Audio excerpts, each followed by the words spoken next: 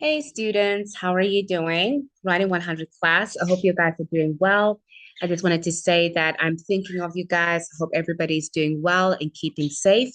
Obviously, the most we can do is to continue classes. Um, and to make sure that you guys still continue with your education. This week is week 5 in the Writing 100 class, and we're going to look at 3 things this week. One is the CRAAP method, which is the first lesson we're going to do this week. Then we're going to look at paraphrasing, and we're going to look at summarizing, okay? So there's a few things that I want to share with you today. So first of all, the material.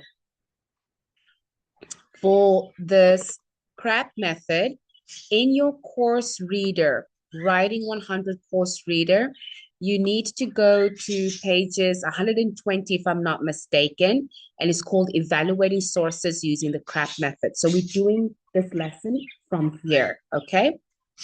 So in your course reader, it's page 116 all the way to 119, okay? All right. Then I also have Moodle to share with you guys. So this is what I want you to know from Moodle. So on Moodle, this is this week. Let me actually show it for you nicely so that you can see where we are. All right. We are, if you scroll all the way down, we are in week 5, March 8th until March 12th. So Monday, we're doing the CRAAP method. It's all about source selection. Then you're going to watch video, review the slides, and you're going to complete the Google form at the end. If you click on this link, it will take you to the form, or you can click on this link and it will still take you to the form. This is the Google form that you will be doing. And basically, it is a quick reflection form. It's just after you've watched the video and answered the questions, you should be able to, and reviewed the material, you should be able to answer these questions all the way here. And it's out of 10 points and it will go under participation. Okay, so let's get started with today's lesson. I'm going to stop sharing. All right. And I'm so sorry if the videos are long. I'm trying my hardest to make them as fast as I possibly can. Okay, these are the slides. So you're asking yourself, what is the CRAAP method? And this is what we're going to be doing today. And basically, the CRAAP method is how to evaluate sources like a pro, because I want you guys to be great at it, okay? Why does this matter? Why is it important? You ask yourself, like, why do we need to do this? Well, first of all, when you evaluate a source, you're trying to avoid misinformation because not everything on the internet is reliable. So we want to make sure that whatever information or evidence or sources that we gather are valid and that they're reliable and they have a sense of authority and authorship. Okay. So the other reason is we want to build credibility. So if we have good sources, that means we have a good argument and we can use these sources to defend us in our argument.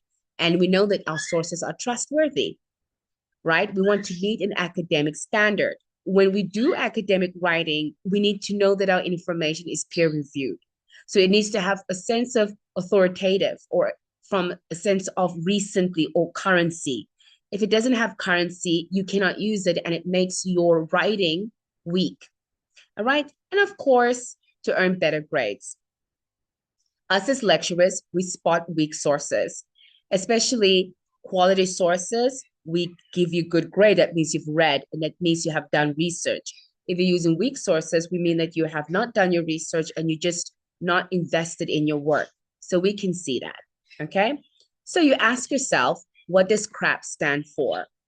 It means currency, relevance, authority, accuracy, and purpose. That's what it means. So it's 5 criteria when you are evaluating a source. Okay.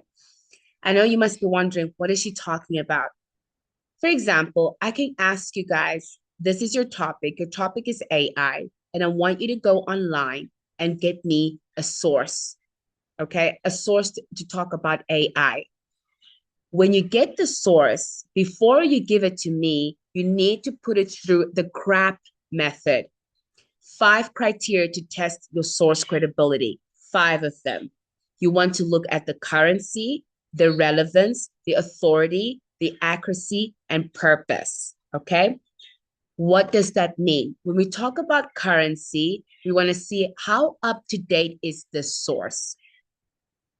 If we're talking about AI, which everybody knows today, will you look at a source from 2008, or will you look at a source from 2023? Because those are two different things. Okay. So when was the source published? Has it been updated recently? Because, especially with science and with things such as AI and technology, specifically technology, they continuously get updated and things change, and you don't want an outdated source. Okay. And is current info important for this topic? So when you look at the source, is it important or not? Is it relevant or not? You know, you have to ask yourself those questions. So when we look at currency, you need to look at what matters most, especially technology and medicine. These are the areas that change a lot, and you need to keep up with them. It's not good to give me a technology article from 1999, because technology has significantly changed over the last 30 years. So a 1999 source might sound good, might look credible, and I'm sure it is credible, but it's not relevant. So we would like to look at something at least published in the last 10 years, okay? At least 5 to 10 years. Technology, I would even stretch it to 5 years, okay? Older sources, they can be okay. There's nothing wrong with them, especially when you look at sociology, language, linguistics, anthropology, history, creative work, and arts. Those ones, we are okay with them because they don't often change. Language doesn't make dramatic changes. We are still speaking language pretty much fairly the same as the times as it was established. So there's not a lot of change. And even if there is a change, it's incredibly slow and incredibly gradual. Okay. So historical background, foundational theories. If you look at theoretical work, those are fine. But not for current claims. If you're trying to prove something wrong of today, you try to tell me that AI is bad for the eyesight, you will not come and tell me about an article published in 1955. It's irrelevant, okay? So that is what we mean by currency. Then we have relevance, okay? Now, relevance is, does this article apply to your research? Is it connected to your topic, what you're doing, or is it irrelevant? So ask yourself this question: does this directly address my topic? Is it too broad or too narrow? Is it at the right academic level or not? Because you will find articles that are written as blogs, and they may be interesting, but they may not be academic. Okay, you might find sources that are too broad. They talk generally about AI, and maybe you are specifically talking about AI and language learning. So be careful of that. So look at relevance, right? Remember, a source can be credible. That means it can actually be a very good academic source, but it can be very irrelevant. Okay, always ask, does this connect directly to my specific research question or not? You need to be able to understand that. If it's not connecting to your research topic, don't use the source, okay? For example, research question: how does social media, this is an example here, how does social media affect teenage mental health? We are looking at teenage mental health and social media. You find an article online, and the article is talking about adult social media habits. Right. It's about adults. It's about media habits. It's irrelevant because we're talking about teenagers. Okay. And we're talking about their mental health. All right. Relevant: study on adolescent and mental health matches perfectly because it talks about adolescent, which is about teenagers, and addresses mental health. So do you see the differences? You'll find a lot of articles, but you need to be able to say, no, this is relevant. No, this is not relevant to my research. Okay. Next step: We look at authority. Authority basically just means who published this research? Who is it? Is it a university researcher? Good. Peer-reviewed article or journal? Good. Government agencies? They are brilliant. Recognized research institutions? Yes. So if it's published by all of them, is if you see a university's name, you see a government name, you know it's a research institution, then it's good. Or a journal article, which we have discussed in class, good. Red flags, when there's no author listed, that's a huge red flag. Author lacks relevant expertise. It's just a random person who typed, no. Unknown or suspicious publisher, red flag, okay? Ask yourself this question: who is the author? Ask yourself, what are the qualifications? Is the publisher reputable? Okay. If it's just a blog, no.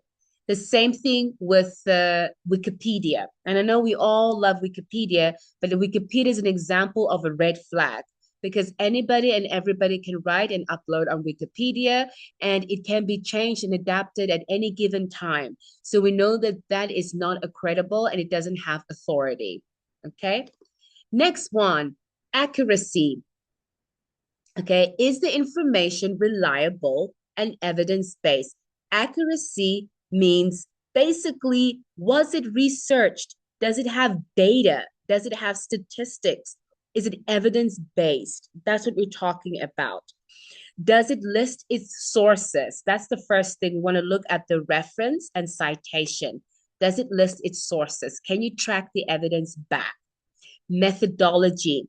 How was the research conducted? Was it a good research or not?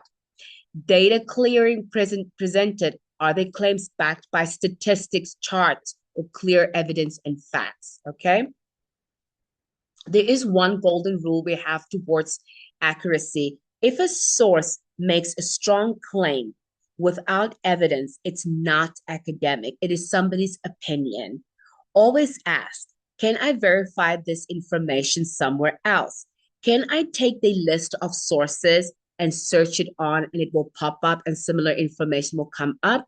That is what we call about verifying information, okay? Then the last part of CRAAP is the P, which is for purpose. Why does this source exist? What is its purpose? Is it there to inform? Is it there to sell? Is it there to persuade? Or is it there to entertain? All right. And when you understand it, you will pick the right source. Academic journals, which I've told you guys before, you have scientific journals, you have medical journals, you have journals for psychology, literature, English language, anthropology, geography. There's so many journals you can find online. Those are reputable and their purpose is for education and to inform. And they are the most suitable for academic writing. So they're often the best choice.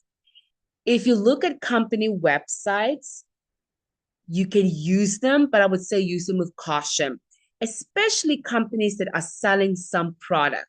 Remember, a company will always write the best things about their product. They will always try to advertise. Therefore, they may not be the most reputable because they can be biased and they are one-minded, okay? Political blog. Remember, politics is all about persuading, winning you over. So I would be very careful in using a political blog when you have an academic paper to write, because political blogs, they follow one line of thought. They have one system that they are trying to defend and to protect, okay? So they are heavily biased. And entertainment sites, they're there to entertain. They're not academic. So things such as Facebook, all right? Wikipedia is another one. Another one is social media platforms, Instagrams, those things are not good to use because they are not academic. There's no one to verify, and they are mostly for entertainment, all right? Bias does not automatically disqualify a source. And I'm looking specifically for political blogs, but you must recognize and handle it carefully.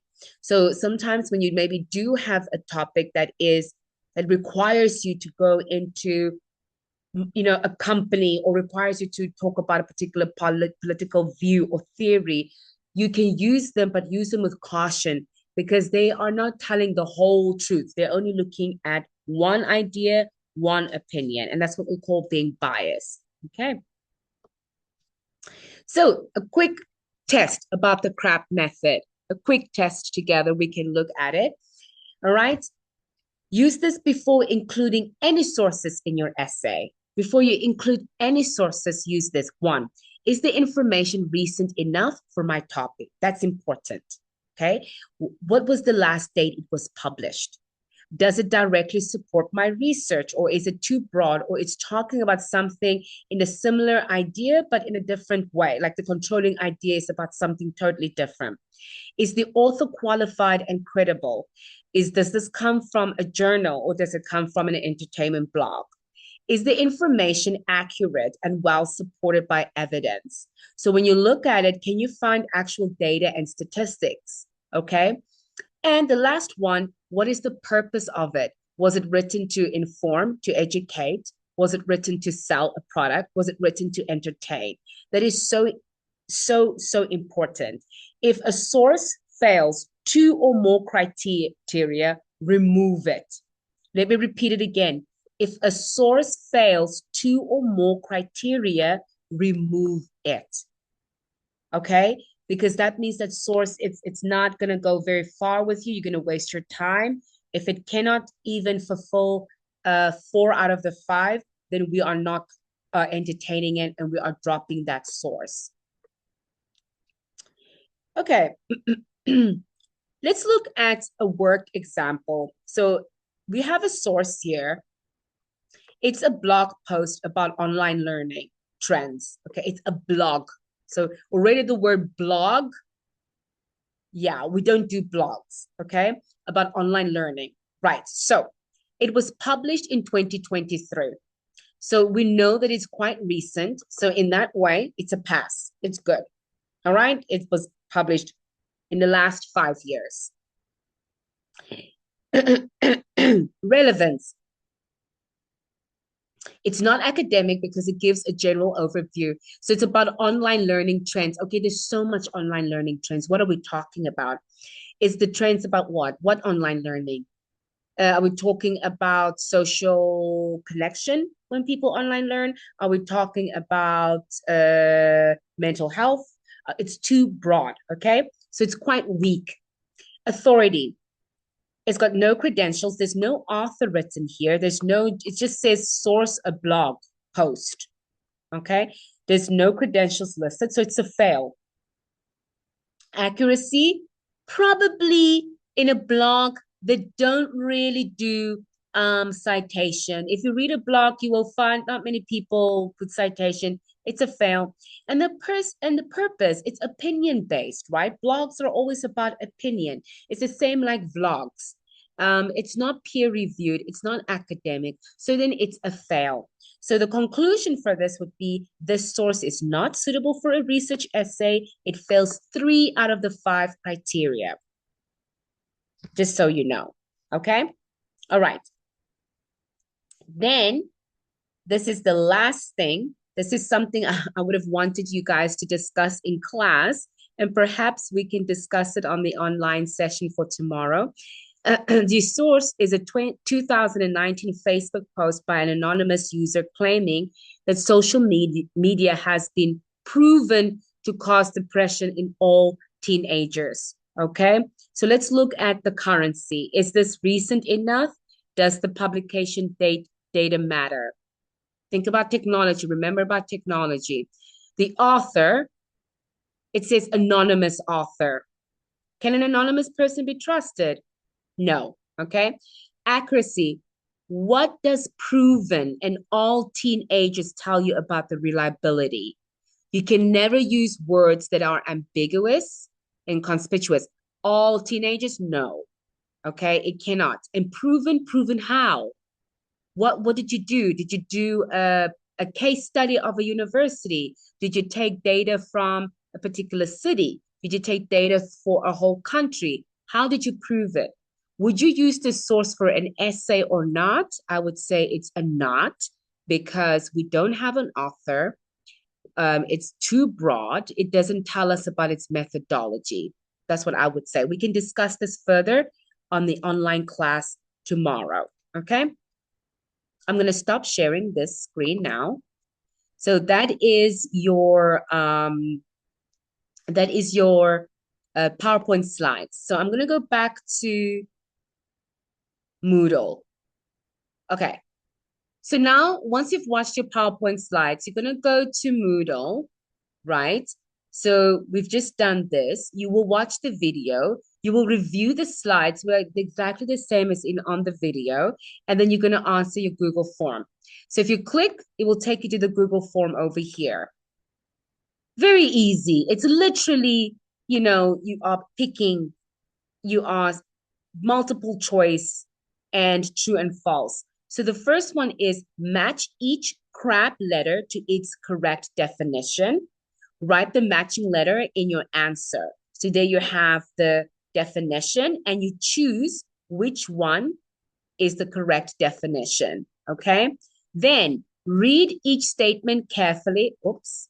Read each statement carefully, and then you have to determine if it's true or false. For example, number one, a Wikipedia article is always it's always a reliable main source for academic writing. Oh my God, I'm actually showing you guys here the answer key, and I should not be doing that, but it's a no, right? It's false, all right? And you continue doing that with all the other questions, and then you press submit, okay? And then that is the lesson for the 9th of March. And please do this because on Wednesday, I am going to give you a graded work. Let me stop sharing here. Please do this because on Wednesday, I'm going to give you a graded work. I can give you a source, and I want you to look at the source and look at and evaluate it according to the CRAAP method. Would you say the source is reliable or not? Okay. Thank you so much. Please email me if you guys need anything. Okay. Keep in touch, and I will see you guys tomorrow's lecture at 8 a.m. Take care.